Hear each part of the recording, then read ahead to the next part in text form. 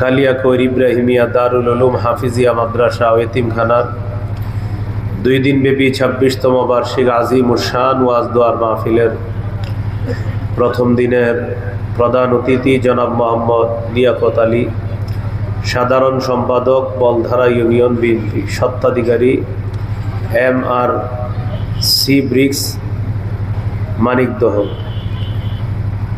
পৃষ্ঠপোষকতায় অনেক অতিথি, আজকের সভাপতি জনাব মোহাম্মদ জুবায়ের হোসেন মিঠু, বিশিষ্ট সমাজসেবক, দানবীর, সভাপতি অত্র এতিমখানা।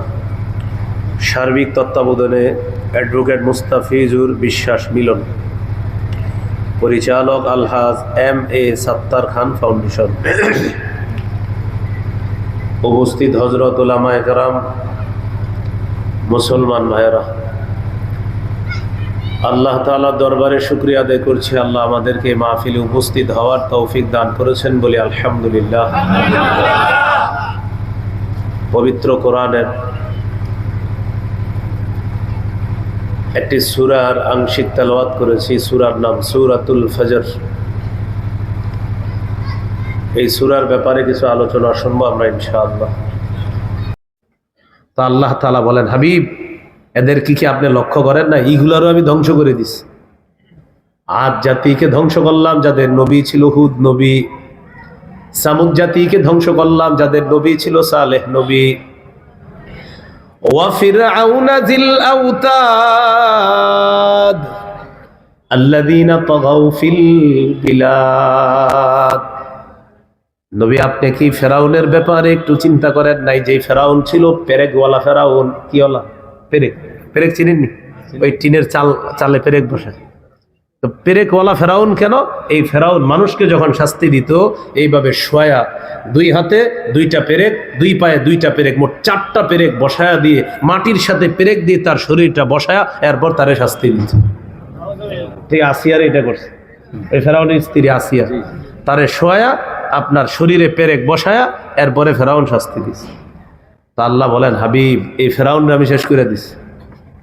আদ জাতিকে আমি ধ্বংস করলাম, সামুদ জাতিকে ধ্বংস করলাম, পেরেকওয়ালা ফেরাউনকে আমি ধ্বংস করলাম। আল্লাযীনা তাগাউ ফিল বিলাদ, যারা দেশে দেশে নাফরমানি করত। ফাআকসারু ফীহাল ফাসাদ, যারা দেশে দেশে বিপর্যয় সৃষ্টি করে বেড়াতো। ফাসাব্বা আলাইহিম রাব্বুকা সাউতা আযাব, আপনার রবের কঠিন আযাব, আপনার রব এই কঠিন আযাব দিয়ে তাদেরকে কঠিন আযাবের কষাঘাত করলেন। আদ জাতির উপরে কঠিন আযাব দিল, সামুদ জাতির উপরও কঠিন আযাব দিলেন, ফেরাউনের উপরও কঠিন আযাব দিছে। আল্লাহ এদেরকে ধ্বংস করে দিছে। এখান থেকে আমাদেরকে আল্লাহ তাআলা শিক্ষা দেয়, হাবিব, আপনার উম্মতকে আপনি জানায়া দিয়েন, আমি আল্লাহ এখনো আছি, থাকবো, ছিলাম। আমি আল্লাহ ছিলাম, আছি, থাকবো, ওদেরকে আপনি এটা জানায়া দিবেন। এরপরে দেখেন না কি বলে, ইন্না রাব্বাকা লাবিল মিরসাদ। হাবিব, আপনি বলে দেন আপনার রব ওত পেতে আছে, সজাগ দৃষ্টি রাখে। ওত পাতা কারে জানেন? ওত পাতা বলে এই যে ধরে ফেললাম, এই ওত পাতা, এই যে ধরে ফেললাম। আপনার রব সজাগ দৃষ্টি রাখছেন, আপনার রব সব দেখতেছে, কি ঘটতেছে কি হচ্ছে আপনার রব সব দেখতেছে। এরপরে আল্লাহ তাআলা এদের আলোচনা করতেছে যে এদের মধ্যে অনেকের শক্তি ছিল বেশি, এটাকে সে সম্মান মনে করত। এদের মধ্যে অনেকের টাকা ছিল বেশি, এটাকে সে সম্মান মনে করত। এদের মধ্যে ছিল বাদশাহী, ফেরাউন মনে করতে এটাই সম্মান। নবী, আপনি জানায়া দেন, প্রকৃত সম্মান বাদশাহী না, প্রকৃত সম্মান টাকায় না, প্রকৃত সম্মান গরিব হওয়া না, প্রকৃত লাঞ্ছিত গরিব হওয়া না, প্রকৃত সম্মান বড়লোক হওয়া না, প্রকৃত সম্মান সেটা আল্লাহ যাকে আল্লাহ বলার তৌফিক দান করে। আল্লাহ যাকে আল্লাহ বলার তৌফিক দান করে, আল্লাহ যাকে আল্লাহর কাজ করার তৌফিক দান করে, এটা হলো প্রকৃত সম্মান। তো পরের আয়াত থেকে বলতেছে, ফাআম্মাল ইনসানু ইযা মাবতালাহু রাব্বুহু ফাআকরামাহু ওয়া না'আমাহু ফায়াকুলু রাব্বি আকরামান। ফাআম্মাল ইনসান, আল্লাহ বলেন প্রকৃতপক্ষে মানুষ এমন, ইযা মাবতালাহু রাব্বুহু ফাআকরামাহু ওয়া না'আমাহু, যখন মানুষকে তার রব পরীক্ষা করেন, ফাআকরামাহু ওয়া না'আমাহু, পরীক্ষা করার পর যখন তাকে সম্মানিত করে এবং নেয়ামত প্রাপ্ত বানায়, পরীক্ষা করার পর সম্মানিত করে আবার নেয়ামত প্রাপ্ত বানায়, তখন ওই ব্যক্তি বলে ফায়াকুলু রব্বি আকরামান, আমার রব আমাকে সম্মানিত করেছে। কি কয়? আমার রব আমারে সম্মানিত করেছে। আসলে কিন্তু এটা সম্মান না যে আপনি নেতা হইছেন, আপনার অনেক নেয়ামত আছে, এটা কিন্তু প্রকৃত সম্মান না। কিন্তু অনেক মানুষ মনে করে আমাকে অনেক সম্মানিত করেছে, এরকম মনে করে আর কি। এরপরে কি বলে দেখেন, ওয়া আম্মা ইযা মাবতালাহু ফাকাদারা আলাইহি রিজকাহু ফায়াকুলু রব্বি আহানান। মানুষকে যখন তার রব পরীক্ষা করে, তার রিজিক সংকুচিত করে দেয়, তার রিজিকের মধ্যে অভাব অনটন দেখায়, তখন মানুষ বলে আমার রব আমারে লাঞ্ছিত করছে, অপমান করছে। বলি নাউজুবিল্লাহ। আল্লাহ বলেন কাল্লা। কি বলতেছে বলেন তো, সবাই বলেন কাল্লা। বলেন কি? আল্লাহ বলেন প্রকৃত সম্মান এটা না। তোমার অনেক নিয়ামত, তোমার অনেক বাসা বাড়ি অট্টালিকা, এটার নাম প্রকৃত সম্মান না। আবার আমি তোমার রিজিক সংকুচিত করে দিলাম, এটার নাম প্রকৃত লাঞ্ছনা না। প্রকৃত সম্মান হলো তুমি ধনী হওয়ার পরেও আমি আল্লাহকে আল্লাহ বলে ডাকতে যদি পারো, এটাই প্রকৃত সম্মান। গরিব হওয়ার পরেও যদি আমি আল্লাহকে আল্লাহ বলে ডাকতে পারো, এটাই প্রকৃত সম্মান। 10 তলা 20 তলার মধ্যে থেকে যদি তুমি সুবহানাল্লাহ আলহামদুলিল্লাহ আমি আল্লাহর নিয়ামতের শুকর আদায় করতে পারো, এটাই প্রকৃত সম্মান। 22 তলার মধ্যে থেকেও যদি তুমি বলো আমার আল্লাহ যা ফয়সালা করছে আমার জন্য সেটাই, আমার খাবার ঘরের মধ্যে চাল ডাল দিয়ে আমি খাইতে আমার রবের ফয়সালা, আল্লাহ বলেন এই যে বদলা আমার রবের ফয়সালার শুকর করলা, এটার নাম হলো প্রকৃত সম্মান। আল্লাহ বলছে কাল্লা। কখনো তোমার অনেক সম্পদ হওয়া এটাই সম্মান না, কখনো তোমার সম্পদ না থাকা এটাই লাঞ্ছিত না, কখনো তোমার অঢেল সম্পদ কাল্লা এটাই সম্মান না, কখনো তুমি একদম গরিব হয়ে গেছো কাল্লা এটাই তোমাকে লাঞ্ছনা করা না। তাহলে আল্লাহ সম্মান লাঞ্ছনা কি জিনিস? আল্লাহ বলে তুমি বড়লোক ধনী সুস্থ অসুস্থ হার হালাতে প্রত্যেক অবস্থায় যদি আমি আল্লাহকে আল্লাহ বলে ডাকতে পারো, আমি আল্লাহ নিয়ামতের শুকর আদায় করতে পারো, এটাই প্রকৃত সম্মান। তাহলে একটু বুঝেন, ধনী হওয়া নিষেধ না, হালাল ভাবে ধনী হওয়া নিষেধ না, আল্লাহরে ভুলে যাওয়া নিষেধ। ধনী হওয়াই সম্মান না। হ্যাঁ, সম্মান কোনটা? আমার রব আমাকে নেয়ামত দিয়ে, আমার রব আলহামদুলিল্লাহ আমাকে অঢেল সম্পত্তির মালিক বানিয়েছে, আলহামদুলিল্লাহ। এটা হলো এই যে আলহামদুলিল্লাহ বইলা আপনি রবের সব কৃতিত্ব দেওয়া, এটা সম্মান। একদিন দেখতেছেন আবার আপনার নেয়ামত কিছু হারায় গেছে, ছিনায় নিছে, আপনার ব্যবসায় কিছু লস হয়েছে, আর চিন্তা করলেন মনে হয় লাঞ্ছিত হয়ে গেলাম। আল্লাহ বলে না, এটা লাঞ্ছিত হওয়া মনে করবা না, বরং তুমি ওই অবস্থায় বলা রাদিতু মা কাযাল্লাহ, আমার রব যা ফয়সালা করেছে আলহামদুলিল্লাহ। এই যে তুমি হার হালাতে আমার শুকর আদায় করা, এটা প্রকৃত সম্মান।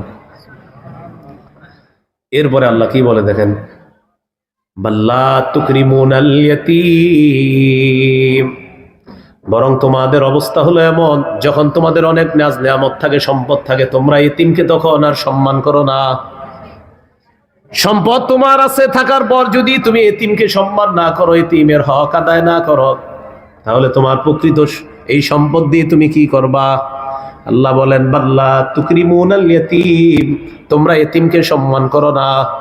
ওয়ালা তাহাদ্দুনা আলা তাআমিল মিসকিন, মিসকিনকে দান করার প্রতি তোমরা ধনীদেরকে উৎসাহ প্রদান করো না।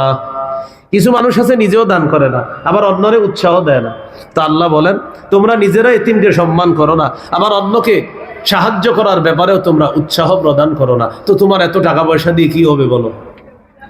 ওয়াতাকুলুনা তুরাসা আকলাল লাম্মা, আর তোমরা মিরাসের সম্পত্তি তোমরা তাকুলুনা ভক্ষণ করো, যথেষ্টভাবে যথেচ্ছাভাবে মন যা চায় তা করো। বোনের সম্পদ দেও না, অন্যের সম্পদ দেও না, মিরাস যারা পাবে তাদের সম্পদগুলা তাদেরকে দেও না, তাদের সম্পদগুলা দেও নাই। এই দেখেন তোমার অনেক সম্পদ, কয় হ্যাঁ, সম্পদগুলা কি এইভাবে এতিমরে দেও না? আমারটা এতিমরে আমি দিমুখির লেগে।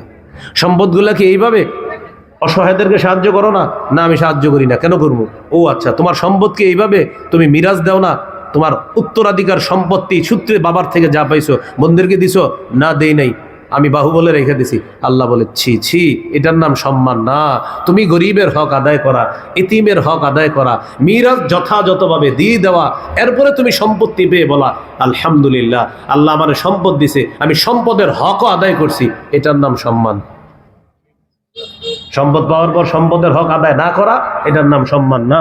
সম্পদের হক আদায় করা, এটার নাম সম্মান।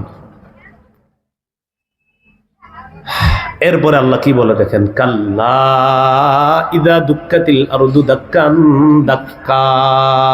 ও আবার বলছে কাল্লা। এই কাল্লা মানে এতিমকে তুমি দান করলা না, এটাকে মনে করো সম্মান। গরিবকে তুমি দিলা না, এটাকে মনে করো সম্মান।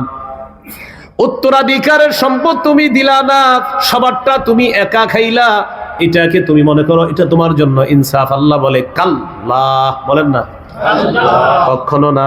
কি কখনো না, এটা সম্মান না, এটা তোমার সঠিক কাজ না। এরপর আল্লাহ একটা ধমক দিতেছে, হ্যাঁ একদিন সব বুঝবা। কবে জানো?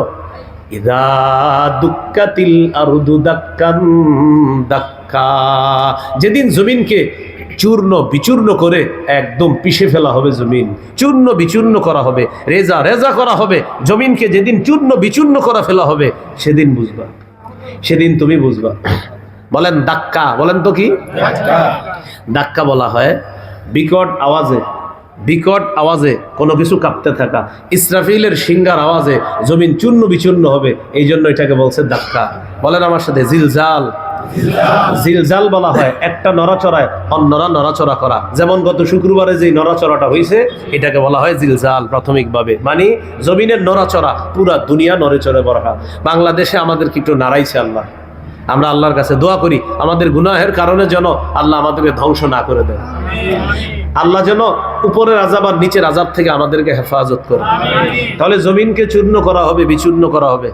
এটা হলো কিয়ামতের প্রকৃত একদম আলামতের মধ্যে, মানে কিয়ামত ঘটে যাবে।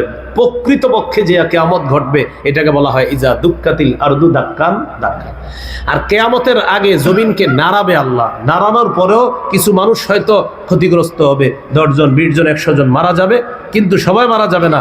এটা হলো আপনার একটা প্রাথমিক ধাক্কা, এটা হলো কিয়ামতের আলামত।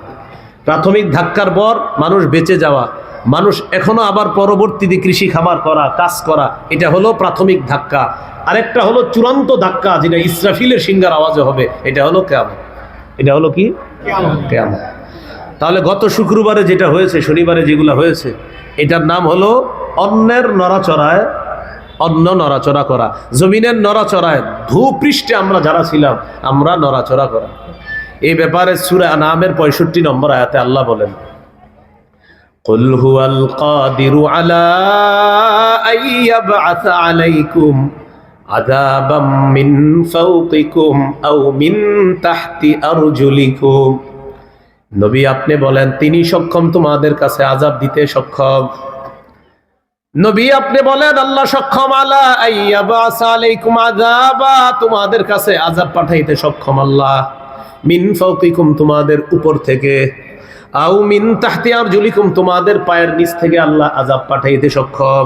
অনুবাদটা আবার বুঝেন। নবী আপনি বলেন, হুয়াল কাদিরু, তিনি সক্ষম, আলা আইয়াবআসা আলাইকুম আযাবা, তিনি তোমাদের উপর আযাব পাঠাইতে সক্ষম। মিন ফাওকিকুম, তোমাদের উপর থেকে, আও মিন তাহতি আরজুলিকুম, অথবা তোমাদের পায়ের নিচ থেকে। তোমাদের পায়ের, এই যেটা হয়েছে এটা কোত্থেকে হয়েছে? পায়ের নিচ থেকে। এটারে বলা হয় ভূমিকম্প। বলে এটা কি বলা হয়? ভূমিকম্প। সহিহ বুখারীর বর্ণনা 1036 নম্বর হাদিস। قال رسول الله صلى الله عليه وسلم لا تقوم الساعة حتى يقبض العلم وتكثر الزلازل।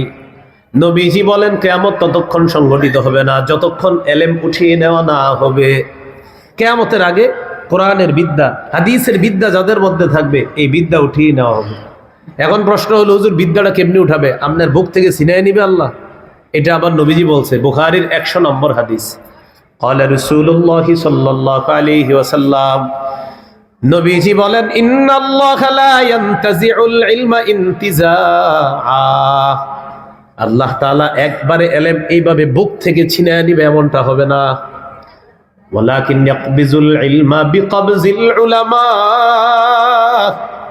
আলেমদেরকে উঠায় নেওয়ার মাধ্যমে এলেম আল্লাহ উঠায় নিবেন। আলেমদেরকে উঠায় নেওয়ার মাধ্যমে এলেম আল্লাহ উঠায় নিবেন।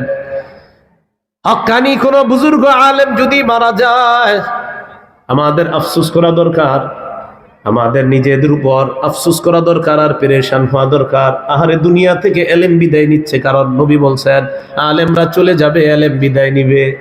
আলেম চলে যাবে, এলেম বিদায় নিবে। এমন একটা অবস্থা হবে, ইত্তাখাযান নাসু রুউসান জুহালা। আলেম শূন্যতার কারণে মানুষ জাহেলদেরকে নেতা বানাবে। ধর্মীয় ক্ষেত্রে মানুষ মূর্খদেরকে নেতা বানাবে। বানানোর পর তাদের কাছে মানুষ জিজ্ঞাসা করবে, মাসালা জানতে চাইবে। জ্ঞান ছাড়া ওই মূর্খ ব্যক্তি ফতুয়া দিয়ে দিবে। নবী বলেন ফাদাল্লু ওয়া আদাল্লু। তারা নিজেরাও পথভ্রষ্ট হবে, যাদেরকে ফতুয়া দিবে তাদেরকেও পথভ্রষ্ট করে ছাড়বে। বলি নাউযুবিল্লাহ। আলেম শূন্য হয়ে যাবে, এলেম উঠে যাবে। তো বলছিলাম বুখারীর 1036 নম্বর হাদিসে আছে, লা তাকুমুস সাআতু হাত্তা ইউকবাযাল ইলমু। কিয়ামত ততক্ষণ ঘটবে না যতক্ষণ এলেম উঠিয়ে না হবে। এরপরে কি বলে দেখেন, ওয়া তাকসুরাজ জালাজিল। জালাজিল বহুবচন, এক বচন জালজালা। জালজালা এর বহুবচন জালাজিল। জালাজিল মানে ভূমিকম্প সমূহ। কিয়ামতের আগে ভূমিকম্প সমূহ একের পর এক ভূমিকম্প হবে। একের পরে কি হবে বলেন তো? ভূমিকম্প। আমার দিকে তাকান, এই যে আমি ওনার এখানে হাত রাখছি, আবু দাউদের হাদিসে আসছে 2535 নম্বর হাদিস। নবীজি সাহাবীকে বলতেছে, আমার হাতটা তোমার যত কাছে, কিয়ামতের কিছু কিছু ভয়ঙ্কর আলামত তোমাদের এত কাছে থাকবে। এইভাবে হাত দিয়ে বলছে। কই হুজুর এগুলা কি? এর মধ্যে একটা হলো ভূমিকম্প তোমাদের আশেপাশে ঘুরতে থাকবে, উল্টাপাল্টা করবা, ঘটে যাবে। এইভাবে হাত রেখে বলছে। তাহলে আমরা যে এটা পড়তেছি ফজরের সূরা ফজরের মধ্যে, দুক্কাতিল আরদু দাক্কান দাক্কা, এটা হলো একবারে কিয়ামত হয়ে যাবে, যে ভূমি ধসের মাধ্যমে একদম জমিন রেজা রেজা চূর্ণ বিচূর্ণ হবে। তো এর আগে কিছু হবে, জমিন কাঁপবে মাঝে মাঝে। কাঁপার পর 100, 200, 1 লাখ, 2 লাখ প্রাণহানি ঘটবে। 40 লাখ, 50 লাখ মানুষ এরকম মরে যাবে। তুরস্ক, ইন্দোনেশিয়া, জাপান, বিভিন্ন দেশে আপনার মানুষ মরতেছে। আফগানিস্তানে হয়েছে। বাকি একদম পুরোপুরি হবে না, পুরোপুরি হবে দাক্কান দাক্কা। এটা এখন কথা হলো প্রিয় ভাইরা, আমরা তো বেঁচে থাকতে হবে ইনশাআল্লাহ সুস্থভাবে। এই জন্য আমরা আগে যেগুলা ঘটতেছে এগুলা কেন ঘটে? একটা তো একদম খালাস ফাইনাল ঘটে যাবে, যেটা সেটার সময় আমরা আর কেউ থাকবো না। আগে যেগুলা ঘটতেছে এটা কেন ঘটে? ভালো করে মনে রাখেন। তিরমিজির 2211 নম্বর হাদিসে নবী বলছেন, আপনারা খালি মন দিয়ে শুই না, খালি বলবেন এগুলা ঘটতেছে কিনা, শেষের দিকে খালি বললে হবে। এখন দেখেন নবী কি বলে, যে ভূমিকম্প কেন হবে শুনে নাও তোমরা। قال رسول الله صلى الله عليه وسلم, নবীজি বলেন, ইদা তুখিজাল ফাইউ দুয়ালা, যখন গনিমতের সম্পদ ব্যক্তিগত সম্পদে পরিণত করা হবে, যখন যুদ্ধলব্ধ সম্পদ, এই সম্পদ ব্যক্তিগত সম্পদে পরিণত করা হবে, এর মানে হলো অন্যদের যে হক, এই হকটা আমি আমার মনে করব। আমার অধীনে 10-20 জন সৈনিক আছে, তাদের হকটা আমি নিজের মনে করব। ওদেরকে 5-10 টাকা দিয়ে বুঝাই দিব না, আর পুরাটা আমার অধীনে আপনারা 20 জন আছেন, তো মনে করেন এই 20 জনের জন্য আমি সহ 21 জন, সবার জন্য আমাদের একটা বাজেট আসছে। কিন্তু এই হকটা কাদের ছিল? আমাদের 21 জনের সমানভাবে। আমি শুধু লিডার হিসাবে আমার বন্টন করার দায়িত্ব ছিল। তা আমি চিন্তা করলাম, যেহেতু আমার অধীনে আছে, কিছু ধরাই দিই সব দিলে, নে যা, বাকিটা আমি আমার মনে করব। এটা এক নাম্বার। এটা কি হবে? ঘটছে? আচ্ছা আপনারা বলেন, নবী বলছে এরকম হবে, আপনারা বলেন হবে না চলছে? 2 নাম্বার, ওয়াল আমানাতু মাগনামা, আমানত লুটের মালে পরিণত করা হবে। আমানত লুটের মালে পরিণত করা হবে। মাদ্রাসা প্রিন্সিপাল ঘোষণা করবে, আগামী শুক্রবার এলাকার গরিব যারা আছেন জুমার নামাজ এই এলাকার মসজিদে পড়বেন, পড়ার পর আপনাদেরকে গম দেওয়া হবে, টিন দেওয়া হবে, আপনাদের জন্য বরাদ্দ আসছে। এখন মনে করেন 100 ভাগ টিনের মধ্যে আমি 1 ভাগ দিয়ে দিলাম, বাকি 99 ভাগ আমি বিক্রি করলাম। আমার কাছে 100 ভাগ টিন, 100 ভাগ গম, এটা ছিল আমানত। এই আমানত 100 ভাগ পৌঁছায় দেওয়া, এটার নাম ছিল আমানত। 99 ভাগ আমি রেখে দেওয়া, এটার নাম হলো লুটতরাজ। এটার নাম লুট, বলে এটার নাম কি? লুট। তাহলে ওয়াল আমানাতু মাগনামা, আমানত লুটের মালে পরিণত করা হবে। আমানত লুটের মালে, 100 ভাগের 1 ভাগ হুজুরে দিয়ে বুঝাই দিলাম, যার হুজুর দিয়ে দেন, এদেরকে দিয়ে দেন। কয় তো বলতে হুজুরে জিগায় একটু গাইছে, কয় একটুকি বাস দিয়ে দেন, বাকিটা আমি নির্লজ্জের মতো আর ছোট লোকের মতো বিভিন্ন বাজারে বাজারে মানুষের মাধ্যমে বিক্রি করে দিস। এটা লুটের মালে পরিণত হবে, নবী বলছেন। আপনারা বলেন কবে হবে? 3 নাম্বার, যাকাতু মাগরামা, যাকাতকে জরিমানা মনে করা হবে। মানুষ মনে করবে যাকাত এটা কি আমার কাছে কেউ পাওনা নাকি, এরকম বলে। ধনী ব্যক্তিকে বলা হবে যাকাত আদায় করে দেন, ধনী ব্যক্তি বলবে কেন, আমি কি ঠেকা, এরকম মানে মনে করবে আর কি, আমি কি আমার কাছে কি পাও না, আমি কি জরিমানা দিব নাকি? কিন্তু আসলে জরিমানা না, এটা আপনি দিতে হবে, ফরজ। কিন্তু সে মনে করে কি কেন দিব, এই কেন দিব মনে করে জরিমানা। আসলে তো এটা আল্লাহ আপনারে বলছে 40 ভাগের 1 ভাগ এই এদের হক গরিবের হক, 39 ভাগ তোমার। 100 টাকায় 97.5 টাকা তোমার, 2.5 টাকা ওদের। 1 লাখ টাকায় 97,500 তোমার, 2.5 টাকা এদের। এদেরকে দিয়ে দাও, আমি আল্লাহ তোমার দায়িত্ব দিছি, তুমি পৌঁছায় দাও। কিন্তু আপনি মনে করতেছেন কেন ঠেকা নাকি আমি। ওয়াজ্জাকাতু মাগরামা, যাকাতকে জরিমানা মনে করা হবে। 4 নাম্বার, তুল্লিমা লিগাইরিদ্দিন, দিন বিবর্জিত শিক্ষার প্রচার প্রসার ঘটবে। মানুষ ডাক্তারি বিদ্যা শিখবে গুরুত্ব দিয়ে, মানুষ ইঞ্জিনিয়ার ব্যারিস্টার হবে গুরুত্ব দিয়ে, আইনজীবী হবে গুরুত্ব দিয়ে, সব কাজগুলা গুরুত্ব দিয়ে করবে। একটা কাজ মানুষ গুরুত্ব দিবে না, এটার নাম হলো দিন শিক্ষা, এটাতে গুরুত্ব দিবে না। অন্যগুলা শিখবেন না এমন না, ইঞ্জিনিয়ার দরকার আছে, ব্যারিস্টারও দরকার আছে, আইনজীবী দরকার আছে, কৃষিবিদ দরকার আছে।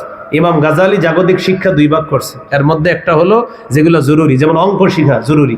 কেন না হলে মিরাজ বন্টন নীতি কিভাবে শিখবেন, একজনের সম্পদ কিভাবে দিবেন অঙ্ক না শিখলে। কিন্তু আপনি এটারই মনে কইরা আর দিন শিখলেন না। নবীজি বলেন ওয়াতুল্লিমা লিগাইরিদ্দিন, দিন বিবর্জিত শিক্ষার প্রচার প্রসার ঘটবে। মানুষ অন্যগুলা গুরুত্ব দিবে, দিন শিক্ষাটা গুরুত্ব দিবে না।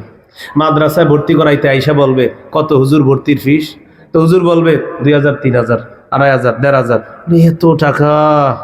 হ্যাঁ হুজুর আমার ছেলেটারে কায়দা পড়াতে হবে, আচ্ছা হুজুর কত দিতে হবে, 6 দিন কিন্তু আসতে হবে, আগের জন্য দিতাম 400, আপনার 100 বাড়ায় দিব, 500। আচ্ছা ইংরেজি যে পড়ায় তারে কত দেন, না ওটা তো ইংরেজি হুজুর, ছেলেটা এই প্লাস পাইতে হবে, তো এই জন্য আগের সারে দিতাম 7000 আর ওই দিব 8000। শহরের কাহিনী, এলাকা জানি না, খবর জানি না। ওয়াতুল্লিমা লিগাইরিদ্দিন, দিন বিবর্জিত শিক্ষার প্রচার প্রসার ঘটবে। 5 নাম্বার, আতাআর রাজুলু ইমরাআ, মানুষ তার বিবির আনুগত্য করবে, বিবির কথায় উঠবে বসবে। 6 নাম্বার, আক্কা উম্মা, মায়ের নাফরমানি করবে, মা যা বলবে ভালো লাগবে না, বিবি বুঝাবে তোমার আম্মার কথাগুলা হয় না। মা বাবা যাদের বেঁচে আছে রাজরানীর মতো রাখবেন, রাজরানী। আপনার বাবা আপনার রাজা, আপনার আম্মা আপনার রানী, এরকম ভাবে রাখবেন। চলে গেলে আফসোস করবেন, খুব কান্না করবেন, ফিরে পাবেন না।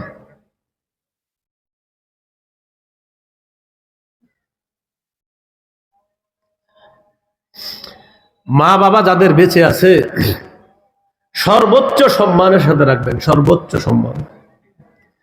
চলে গেলে শুধু কানবেন, একা একা কানবেন, কিন্তু ফিরে পাবেন না। আমার আব্বা 2018-তে চলে গেছে, খুঁজে বেড়াই এখন, আর ফিরে পাই না।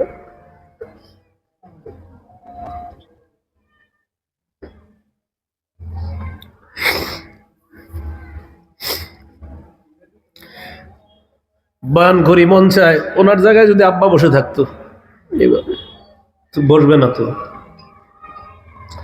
আম্মা বেঁচে আছেন, আম্মাকে আল্লাহ হায়াতে তৈবা দান করেন। যাদের মা বাবা বেঁচে আছে খুব সম্মান করেন, খুব ইজ্জত করেন। নবীজি বলেন 5 নাম্বার, মানুষ তার বিবির কথা শুনবে, উঠবে বসবে। 6 নাম্বার, ওয়াক্কা উম্মা, মায়ের নাফরমানি করবে, মায়ের কথা ভালো লাগবে না। 7 নাম্বার, আদনা সাদিকাহু, বন্ধুদেরকে আপন করবে, কাছে টানবে। 8 নাম্বার, আকসা আবা, বাবাকে দূরে ঠেলে দিবে। রাস্তাঘাটে বাবার সাথে সাক্ষাৎ ঘটলে যদি বাবার গায়ে একটা কম দামি পাঞ্জাবি থাকে, অন্যের সামনে বাবারে বাবা বলে পরিচয় দিতে লজ্জা হয়। আগের দিনের বাবা পুরাতন একটা পাঞ্জাবি গায়ে দিছে, বন্ধুদেরকে শর্মে বলে না এটা আমার আব্বা, বন্ধুদেরকে কাছে টানে, বাবারে দূরে ঠেলে দেয়, বন্ধুদেরকে ঘরে নিয়ে আড্ডাবাজি করে। বুড়া বাপটা বলে বাবা ঘুমা, রাত 1টা বাজে। আব্বা আপনি পুরান মানুষ, এত কিছু বুঝবেন, আপনি যান, আপনি ঘুমান। তো নবীজি 7 নম্বরে বলতেছে ওয়া আদনা সাদিকাহু ওয়া আকসা আবা। 7 নাম্বার মানুষ তার বন্ধুকে কাছে টানবে, বাবাকে দূরে ঠেলে দিবে। মানুষ যখন কোনো ঝামেলার মধ্যে পড়বে শুধু বন্ধুদের সাথে বলবে, মা বাবাকে বলবে না।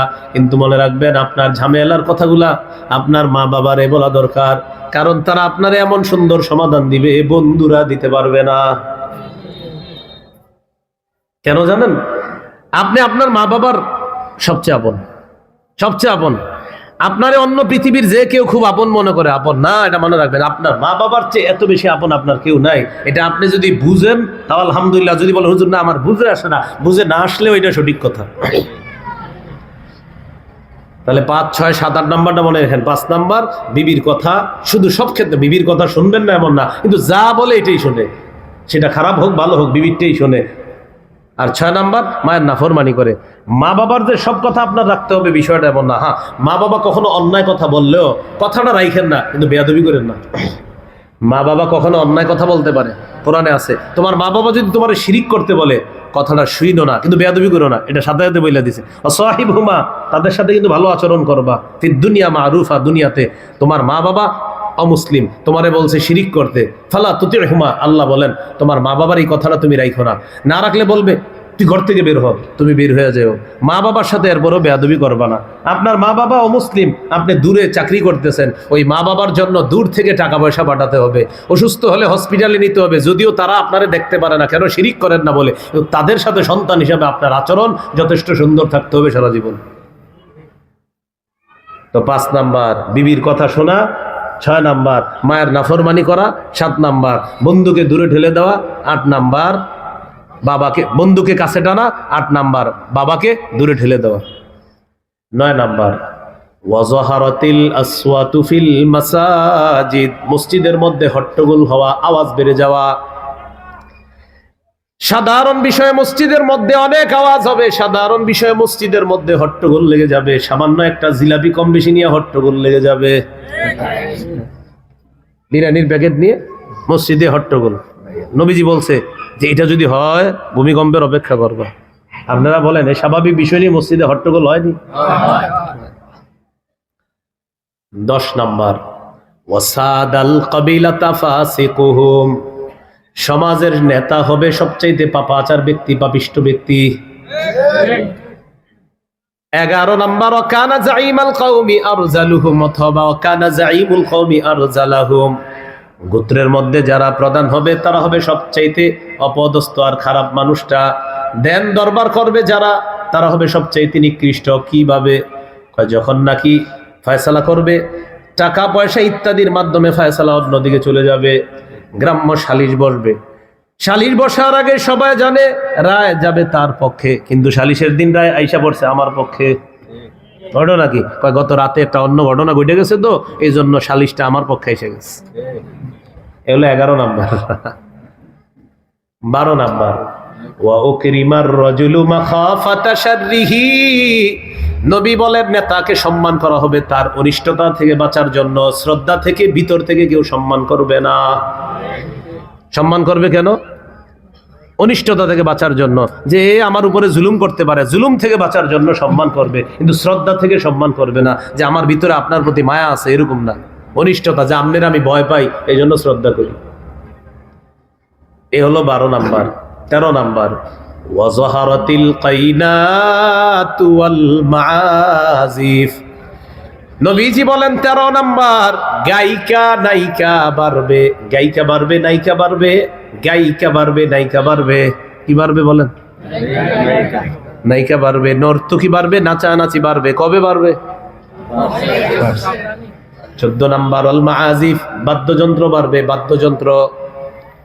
শরীয়ত আর মারিফতের নাম দিয়ে এরকম মঞ্চের মধ্যে বৈশা এক পাশে একদল বসবে আর এক পাশে আরেক দল বসবে, বড় বড় চুল থাকবে, আর বলবে গান বাদ্য হারাম, এটা পরের বাড়ি খাওয়া মৌলবীরা কই পাইছে, মানে আম করে বলে গান বাদ্য এটা হারাম, এটা পরের বাড়ি খাওয়া মৌলবীরা কই পাইছে, এরকম বলে। আপনি যে গান করেন ওই সময় যে আপনার টাকাটা দেয়, তো এটা তো পরের টাকা। এটা কথা মনে রাখেন ভাই, পৃথিবীর সবাই এইভাবে আল্লাহ মানুষকে পালে, একজন আরেকজনের কাছে ঠেকা, এটা মানুষ এইভাবে পালবে। উনি বিক্রেতা, আমি ক্রেতা, উনি আমার প্রতি শ্রদ্ধা রাখতে হবে, আমি তার প্রতি, কারণ আমি ক্রেতা, তার কাছে না গেলে তিনি বিক্রি করতে পারবে না, আবার তিনি না থাকলে আমি ক্রয় করতে পারবো না, আমি তার কাছে যেতে হবে, আবার তিনি আমার সাথে সুন্দর ব্যবহার করতে হবে, এইভাবে দুনিয়া চলে। তো খালি হুজুরের দোষ, পরের বাড়ি খাওয়া। আমারে কেউ বললে আমি বলি ভাই আপনি কাঠটা খান, কয় না আমি আমারটা নিজে উপার্জন করি। আমি কোথায় করেন? অমুক জায়গায়। কত পান বেতন? 20,000। তো আরেকজনের তো টাকা আনেন। তো এইটা মনে করেন যদি বলি আমি চাকরি না করলেও চলতে পারি, আমার অনেক সম্পদ আছে, সম্পদ কার? আব্বাই দিছে। আমি আপনার আব্বা চুরি করছে? কয় না দাদাই দিছে। তাহলে আপনার দাদা চুরি করছে? কয় না দাদা ব্রিটিশ আমলে চাকরি করে এইটি কামাইছে। তো দাদাও তো আরেকজনের ঠিক। এই জন্য পৃথিবীর সবাই এইভাবেই চলতে হবে, আমি ওনারে দিয়ে, উনি আমারে দিয়ে, আমি ওনারে দিয়ে, এইভাবে আল্লাহ তাআলা দুনিয়া চালাবে। দোষটা খালি হুজুরের। তো এইভাবে মানুষ বাদ্যযন্ত্র এইগুলাকে মানুষ কি করবে? বলবে হালাল। নাউজুবিল্লাহ বলেন। এটা হলো 14 নাম্বার, বাদ্যযন্ত্রকে মানুষ হালাল মনে করবে। বুখারীর 5590 নম্বর হাদিসটা শুনেন কি বলে নবী। এটা কিন্তু শেষ হয় নাই, যেটা শোনাইতেছি এটা শেষ হয় নাই, রাখেন 14 নম্বরে আছি আমরা। قال رسول الله صلى الله عليه وسلم, নবীজি বলেন লা ইয়াকুনান্না মিন উম্মতি আকওয়াম ইস্তাহিল্লুনা আল হিররা ওয়াল হারিরা ওয়াল খামরা ওয়াল মাআজিফা, আমার উম্মতের মধ্যে এমন একদল মানুষের আবির্ভাব ঘটবে যারা জিনাকে হালাল মনে করবে, জিনাকে যারা হালাল মনে করবে, ওয়াল হারিরা রেশমের পোশাক তারা হালাল মনে করবে। জিনাকে হালাল মনে করার ব্যাখ্যা হলো আপনি আরেকজনের বিবির সাথে ঘন্টার পর ঘন্টা কথা বলাটা, এটা কোনো অপরাধ মনে করেন না। এই যে কানের জিনা আর মুখের জিনা হচ্ছে, এটা আপনি হালাল মনে করতেছেন। আরেকজনের স্বামী প্রবাসে আছে আর আপনি এই সুযোগে তার সাথে ঘন্টার পর ঘন্টা কথা বলেন, জিনা হচ্ছে, কানের জিনা মুখের জিনা, আর আপনি এটাকে হালাল মনে করতেছেন। ওয়াল হারিরা রেশমের পোশাককে হালাল মনে করবে, পুরুষের জন্য রেশম হারাম, একদল মানুষ বলবে এটা হালাল। 3 নাম্বার আল খামরা, মদ হালাল মনে করবে। 4 নাম্বার আল মাআজিফ, বাদ্যযন্ত্র হালাল মনে করবে। আমাদের দেশে একজন সম্রাজ্ঞী ছিল, সম্রাজ্ঞী সংসদের মধ্যে দাঁড়ায় বলছে, বুখারী, মুসলিম, তিরমিজি, আবু দাউদ, নাসাই, ইবনে মাজাহ, মেশকাত, সিয়াসিত্তা সব কিতাব পড়া আমি গান হারাম এটা কোথাও পাই না। তাহলে আমি যে বুখারীর হাদিসটা শোনাইলাম এটা আমি কই পাইলাম? এই জন্য আমি বলি উনি হয়তো এই হাদিসের আগে সব পড়ছে আর পরে সব পড়ছে, খালি এটা পড়ে গেল। আল্লাহ হেফাজত করে। তাহলে নবী বলছে গানকে হালাল মনে করবে। আপনি চিন্তা করেন আমাদের দেশে নবী বলছে এগুলা গজবের কারণ, তো নবী এটাও বলছে একদল মানুষ তো হালাল বইলা দিবে, ভূমিকম্প আসবে, নবী বলছে এইগুলা হলে আসবে। আহারে নবীরে কেমনে এখন আমরা বুঝাবো? ও ইয়া রাসূল আল্লাহ, ইয়া হাবিব আল্লাহ, আপনার উম্মতের একদল ঠিকই আপনি যে বলছেন হালাল মনে করবে, আমাদের বাংলাদেশে একদল মানুষ তারা গানকে হালাল মনে করতেছে। তো ভূমিকম্প কোথায় আসবে আপনি এখন? তাহলে 14 নাম্বারে ছিলাম, ওই যে গজবের। 15 নাম্বার ওয়াশুরিবাতিল খুমুর, মদ পান বেড়ে যাবে। মদ দ্বারা উদ্দেশ্য যত মাদক দ্রব্য আছে, ইয়াবা, বাবা, গাঁজা, হিরোইন, ফেন্সিডিল, আফিম, কানাডা ড্রাই, মাস্তুত, শ্যাম্পেন ইত্যাদি ডাইল যা আছে সব এই মাদক দ্রব্য বেড়ে যাবে। ওয়ালাআনা আখিরু হাদিহিল উম্মাহ আউওয়ালাহা, শের জামানার মানুষগুলো আগের জামানার মনীষীদেরকে গালি দিবে। সকালবেলা একটা বাংলা পড়বে, পড়ার পর বলবে ইমাম আবু হানিফা এটা বুঝে নাই, ইমাম মালিক বুঝে নাই, ইমাম শাফি বুঝে নাই, ইমাম আহমদ ইবনে হাম্বল বুঝে নাই, এমনকি নবীর সাহাবী আব্দুল্লাহ ইবনে মাসউদ মনে হয় বুঝে নাই। আপনি বুঝছেন? আমি বুঝছি, উনি বুঝছে। আপনাদের মানিকগঞ্জের বা আমাদের বাংলাদেশের একজন, আপনি বুঝছেন এটা? আমি বুঝছি। কে বুঝে নাই? আমি বললাম এটা তো ইমাম আবু হানিফা বলছে, না উনি মনে হয় এটা বুঝে নাই। দেখেন কিভাবে। আচ্ছা তাহলে ইমাম শাফি রহমতুল্লাহ আলাইহি বলছে, উনিও মনে হয় এটা বুঝা শুনে না। ইমাম আহমদ, ইমাম মালিক ওনারা বলছে। কয় তখন এবার হাদিসের ইমামদের নাম যদি বলেন যে ইমাম বুখারীও তো এই কথা বলছে, ইমাম বুখারীও এটা বলছে।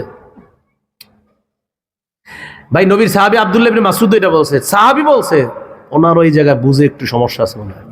হে বুঝছে, এই যে বলতেছে না ও বুঝছে, নবীর সাহাবীরে পর্যন্ত বইলা ফেলে হে বুঝে নাই, উনি বুঝছে। নবীজি বলেন এই অপরাধগুলা যখন ঘটবে তখন কিসের অপেক্ষা করবা তোমরা দেখেন, ফালইয়ারতাকিবু ইনদা যালিকা রিহান হামরা, নবী বলেন তখন তারা যেন অগ্নি বাতাসের অপেক্ষা করে, গরম বাতাসের অপেক্ষা। গরম বাতাসের আযাব আসবে। আগে কৃষকরা কৃষি কাজ করার পর খেজুর গাছের নিচে গামছাটারে বালিশ বানায় লম্বা একটা আরামের ঘুম দিত, এখন আর এই ঘুমটা দিতে পারে না, কারণ বাতাস ঠিক আছে কিন্তু আগের মতো শীতল বাতাস নাই। 2 নাম্বার ওয়াজালজালা, ভূমিকম্প হবে, জালজালা ভূমিকম্প। 3 নাম্বার খাসফা, ভূমিধস হবে। একটা হলো ভূমিকম্প আর একটা ভূমিধস। ভূমিধস মানে এইখানে বসে থাকলো একদম মাটির নিচে, এটা ভূমিধস। হ্যাঁ হ্যাঁ, এটা হলো ভূমিধস। আর একটা ভূমিকম্প ওই দিন যেটা হলো কাপস। 4 নাম্বার ওয়ামাসখা, চেহারা বিকৃতি হবে উম্মতের মধ্যে। বর্তমান জামানায় অনেক মানুষ নিজের চেহারার কুকুরের মতো বানাইতেছে, বানরের মতো কেউ বানাইতেছে, বাঘের মতো, প্লাস্টিক সার্জারি করে। 5 নাম্বার ওয়াকাজফা, পাথর বৃষ্টি হবে, শিলা পাথর পড়বে এমন বৃষ্টির সাথে গাড়ি ভেঙে যাবে, টিনের ঘরের চাল নষ্ট হয়ে যাবে, দেয়াল ফাঁকা হয়ে যাবে, ছিদ্র হয়ে যাবে, নতুন করে আবার কাজ করতে হবে। এই গজব। এরপর নবী বলেন ওয়া আয়াত, একের পর এক গজব আসতে থাকবে, তাতাবা, ধারাবাহিক গজব আসতে থাকবে। খানি জমিন বালিন কুতিয়াসিল কুহু ফাতাতাবা, পুরাতন একটা পুতির মালা যদি ছিঁড়ে দেন, এইভাবে ছিঁড়ে দেওয়ার পর পুতির মালার দানাগুলা একটা পড়বে না, একের পর এক সব পড়বে। বলেন নবীজি বলেন পুরাতন পুতির মালার সুতাটা তুমি ছিঁড়ে দিলা, যেইভাবে একের পর এক দানা পড়তে থাকবে, আল্লাহ নবী বলেন তোমাদের যখন এই অপরাধগুলা সংগঠিত হবে, এইভাবে একের পর এক তোমাদের কাছে আযাব আসতে থাকবে। বলি নাউজুবিল্লাহ। 5টা তো নবী নাম বলছে। 1 নাম্বার বলছে অগ্নি বাতাস, বাতাস হবে গরম। 2 নাম্বার বলছে ভূমিকম্প। 3 নাম্বার ভূমিধস। 4 নাম্বার চেহারা বিকৃতি। 5 নাম্বার পাথর বৃষ্টি। নবী বলে 5টা তো বললাম, আরো আসবে যেগুলোর নাম আমি নবী বলি নাই, বিভিন্ন নামে নামে আসবে। করোনা, ডেঙ্গু, আরো কত এরকম গজব একের পর এক আসতেছে। না আপনারা বলেন এই অপরাধগুলা কবে ঘটবে? তাহলে এগুলা থেকে আমাদের বাঁচতে হবে। কি বলেন? এগুলা থেকে আমাদের বাঁচতে হবে। আল্লাহ হেফাজত করেন। তিরমিজির 2212 নম্বর হাদিসে এই 16টা অপরাধের মধ্যে 3টা অপরাধকে আরো গুরুত্ব দিয়েছে নবী। ফি হাদিহিল উম্মতি খাসফুন ওয়া কাযফুন ওয়া মাসখুন, আমার উম্মতের মধ্যে 3টা গজব একের পর একবার আসতে থাকবে। এর মধ্যে একটা হলো ভূমিকম্প, আরেকটা হলো পাথর বৃষ্টি, আরেকটা হলো চেহারা বিকৃতি। সাহাবী বললেন হুজুর এটা কখন? নবী বললেন আগের 16টা অপরাধ ঘটলে এগুলো আসবে, এর মধ্যে 3টা অপরাধ যখন বেশি ঘটবে ভূমিকম্প বেশি আসবে। 1 নাম্বার ইজা জহরাতিল কাইনাত, নায়িকা গায়িকার নাচানাচি যখন বাড়বে। 2 নাম্বার আল মাআজিফ, বাদ্যযন্ত্র যখন বাড়বে। 3 নাম্বার শুরিবাতিল খুমুর, মদ পান যখন বেড়ে যাবে। এগুলা যখন এই 3টা বেশি বাড়বে ভূমিকম্প তত বাড়বে। এই যে আমি আপনাদেরকে এত করে বুঝাইতেছি, এরপরেও দেখবেন যে হুজুর আপনি যতই বুঝান 31শে ডিসেম্বর আমরা আগের মতো নাচমু, লাফালাফিও করবো, আপনি পারলে ঠেকান আগের মতোই লাফালাফি করবে, নাচানাচি করবে। তাহলে এই ভূমিকম্পগুলা হলো কিয়ামতের আলামত। আর ধাক্কান ধাক্কা, এটা হলো চূর্ণ বিচূর্ণ, জমিন রেজা রেজা হয়ে যাবে, জমিনকে ধ্বংস করা হবে। এই জমিনটাকেই আল্লাহ কিয়ামতের মাঠ বানাবে, তবে এটা পরিবর্তন করে আরেকটা জমিনে আল্লাহ রূপান্তরিত করবে। সুবহানাল্লাহ। আল্লাহ তাআলা বলেন ইয়াউমা তুবাদদালুল আরদু গায়রাল আরদি ওয়াস সামাওয়াত ওয়া বারাজু লিল্লাহিল ওয়াহিদিল কাহ্হার। সূরা ইব্রাহিম 48 নম্বর আয়াতে আল্লাহ বলেন ইয়াউমা তুবাদদালুল আরদু গায়রাল আরদি ওয়াস সামাওয়াত, যেদিন জমিনকে পরিবর্তন করে দেওয়া হবে, আসমান পরিবর্তন করে নতুন আসমান আর নতুন জমিন করা হবে। সুবহানাল্লাহ।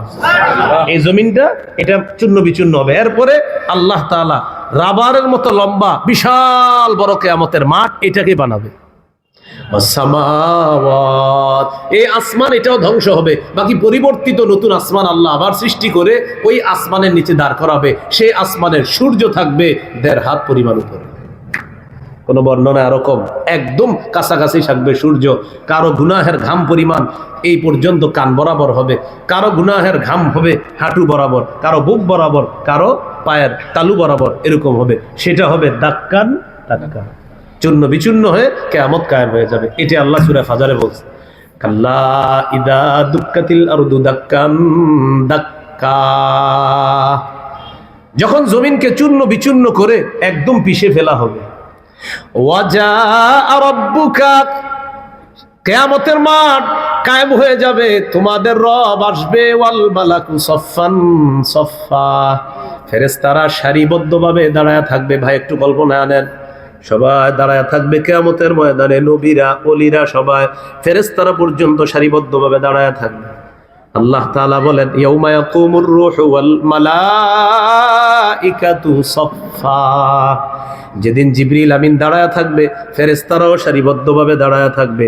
লা ইয়াতাকাল্লামুন, আল্লাহ বলেন ফেরেশতারাও কথা বলবে না। সুবহানাল্লাহ, আল্লাহু আকবার বলেন। লা ইয়াতাকাল্লামুনা, ফেরেশতারাও কথা বলবে না, চুপচাপ। কি রে, ঘটনা কি হলো, এরকম চুপচাপ থাকবে। তখন কি হবে জানেন? আল্লাহ তাআলা বলবেন সেদিন, লিমানিল মুলকুল ইয়াউম, বলো আজকে রাজত্ব কার? আল্লাহ বলবে।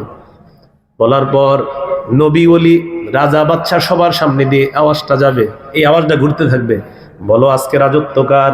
ফেরাউনের সামনে দিয়ে যাবে, হামান কারুন সাদ্দাদের সামনে দিয়ে যাবে, সবার সামনে দিয়ে যাবে, আর বলা হবে বলো আজকের রাজত্ব কার?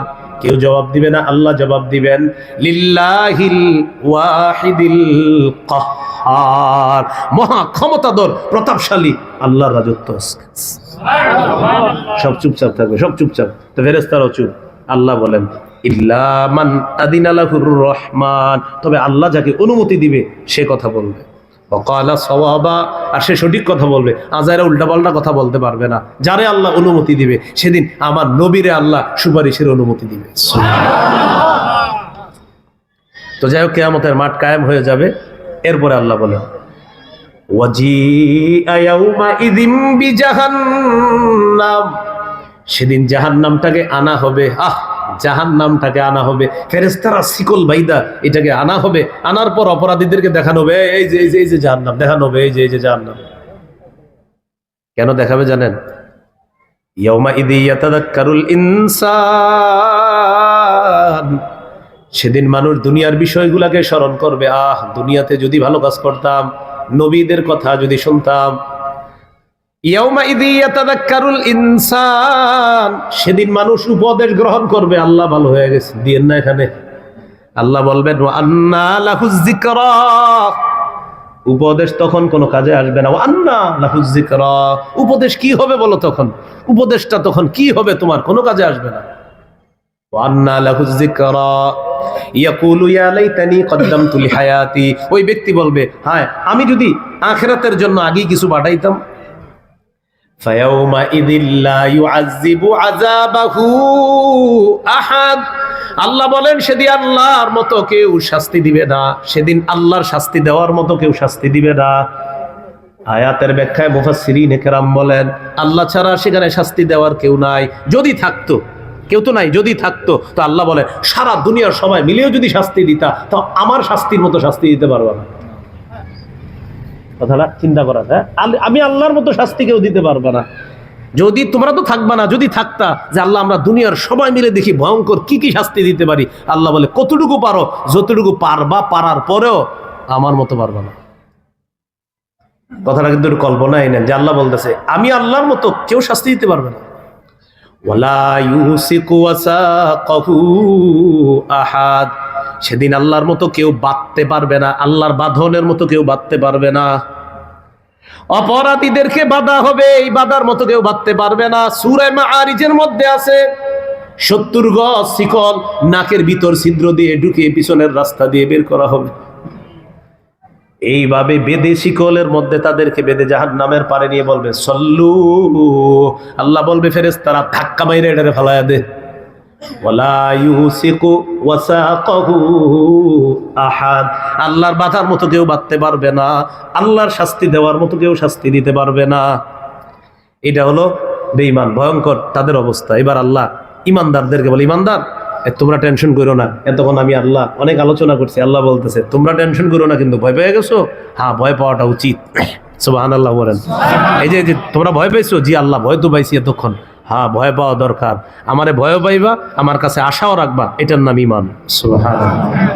এবার আমাদেরকে আল্লাহ বলতেছেন, ইয়া আইয়াতুহান নাফসুল মুতমাইন্নাহ, প্রশান্ত আত্মার অধিকারী যারা, তাদেরকে ডেকে বলা হবে, ও প্রশান্ত আত্মার অধিকারী, তোমার টেনশন নেই, ইরজিই ইলা রাব্বিকি, তোমার রবের দিকে ফিরে আসো, রাদিয়াতাম মারদিয়া, যে রবের প্রতি তুমি সন্তুষ্ট, খুশি মনে ফিরে আসো, রবও তোমার প্রতি সন্তুষ্ট, তুমিও রবের প্রতি সন্তুষ্ট, প্রশান্ত মনে খুশি চিত্তে তুমি রবের দিকে ফিরে আসো। আরো রয়ে গেছে তো, ফাদখুলি ফি ইবাদি, আমার নেক বান্দা যারা, তাদের মধ্যে তুমি প্রবেশ করো। আরেকটু আছে, ওয়াদখুলি জান্নাতি, আমার জান্নাতে প্রবেশ করো। আমার নেক বান্দাদের দলে শামিল হয়ে যাও, আর আমার জান্নাতে তাদের সাথে তুমি প্রবেশ করো। তাহলে আমরা কয়েকটা বিষয় জানলাম। বলেন, আমার সম্পদ হয়ে যাওয়া, আমার সম্পদ না থাকা, এটাই প্রকৃত আমি সম্মানিত আর লাঞ্ছিত হওয়ার আলামত না। হ্যাঁ, আমার সম্পদ হওয়ার পরেও আল্লাহরে বলি নাই, আমার সম্পদ হওয়ার পরে এতিমকে বলি নাই, আমার সম্পদ হওয়ার পরেও আমি মিসকিনকে বলি নাই, আমার সম্পদ হওয়ার পরেও আমি যাদেরকে মিরাজ দিব, হক বন্টন করব, এটা আমি বলি নাই। এটা সম্মান, এটা কি সম্মান। আবার আমার টাকা পয়সা হঠাৎ একটু ব্যবসায় লস খাইছি আমি আমার ভুলের কারণে লস খাইছি, আমার অপরাধের কারণে মনে হয় আল্লাহ একটা ধাক্কা দিছে, যে তুমি ব্যবসাটা ইদানি একটু সঠিকভাবে করতে পারো নাই, তোমার একটু কলা কৌশলে দুর্বলতা আছে, এটা আমি নিজের উপরে নিয়ে নিব, কিন্তু এটাকে অসম্মান মনে না করা, বরং আমার যে ব্যবসা গত মাসে ভালো ছিল, এই মাসে গত মাসের চেয়ে একটু খারাপ, তাও আমি 5 ওয়াক্ত নামাজে আল্লাহকে আল্লাহ বলতেছি, এটাই সম্মান। মনে থাকবে, এটাই কি বলেন তো সম্মান। আল্লাহ আমাদেরকে এই কথাগুলা মনে রাখার তৌফিক দান করেন। তাহলে সূরা ফজরের এই বিষয়বস্তুগুলো আমরা মনে রাখবো। মানে ভাই, আসর এত দেরি না করা, হুজুর আসরের নামাজের যে ঘোষণা দিচ্ছেন, এত দেরি না করা, না মাকরু রক্তে নিয়ে যাচ্ছেন আপনি। আবু দাউদের 513 নম্বর হাদিস খোলেন, আপনি যে কাজ করছেন ঠিক করেন নাই। হ্যাঁ, কত? আবু দাউদের 513, 413, 513 হাদিসে আসছে, ইচ্ছা করে আসরের নামাজ দেরি করা। নবীজি যেটা বলছে কি বলে দিব, বলবো ইন্নালিল্লাহ বলবো হুজুর? নবী বলছে মুনাফিকের নামাজ, মুনাফিকের নামাজ, মুনাফিকের নামাজ, ইচ্ছা করে আসর এইভাবে দেরি করানো। এই জন্য আমি বলতে চাই এই কথাটা, এরপরে বলছে হ্যাঁ আমরা কেউ উঠাউঠি করবো না। এই মাদ্রাসার জন্য যে যা পারি, আপনাদের সামনে রুমাল যাবে ইনশাল্লাহ, আপনারা রুমালের মধ্যে একটু দান করেন। ভাই যারা আছে একটু মাদ্রাসার জন্য রুমাল যাবে, আপনারা রুমালের মধ্যে বড় নোট ছোট নোট আপনারা যে যা পারেন ইনশাল্লাহ আপনারা দান করেন ইনশাল্লাহ। ইনশাল্লাহ ভাই, আমরা আসরের নামাজটা সবাই পড়বো ইনশাল্লাহ। আশেপাশে মসজিদে হয়তো জামাত হয়ে গেছে, ঢাকায় যেহেতু 4টা হয়, তার মানে এই এলাকাগুলোতেও 4টায় জামাত হয়। ইনশাল্লাহ আপনারা নামাজ পড়বেন, আমরা কেউ উঠাউঠি করবো না ইনশাল্লাহ। আমরা মসজিদ মাদ্রাসার জন্য না, মাদ্রাসার জন্য, ইব্রাহিমিয়া দারুল উলুম হাফিজিয়া মাদ্রাসার জন্য আমরা দান করি ইনশাল্লাহ। কালকে উসামা ভাই আসবে, আমরা দাওয়াত রয়ে গেল এই পর্যন্ত শেষ। কালকে ইনশাল্লাহ আলী আসার উসামা ভাই আসবে। উসামা ভাইয়ের বয়ান কখন শেষে? তো কালকে ইনশাল্লাহ উসামা ভাইও শেষ বয়ান করবে, আমরা আগে আগে চলে আসবো ইনশাল্লাহ। আল্লাহ তৌফিক দান করেন। গুনাহ থেকে বাঁচার জন্য, ভূমিকম্প, ভূমিধস ইত্যাদি এইগুলার ব্যাপারে আমার একটা কিতাব আছে, নাম হলো পাপ। কিতাবের নাম কি? পাপ। এই গাড়িতে কিতাবটা পাবেন। পাপ সম্পর্কে জানেন, জানার পর এটা থেকে বাঁচার চেষ্টা করেন। 2 খণ্ডের 600 পৃষ্ঠার কিতাব, কিতাবের নাম পাপ। এই পাপ কিতাবটি সংগ্রহ করেন। আজান হবে, আজানের 15 মিনিটের মধ্যে ইনশাল্লাহ জামাত হবে। আমরা ইনশাল্লাহ আসরের নামাজ, যারা দূরে যাচ্ছি, আমরা কোথাও আশেপাশে মসজিদে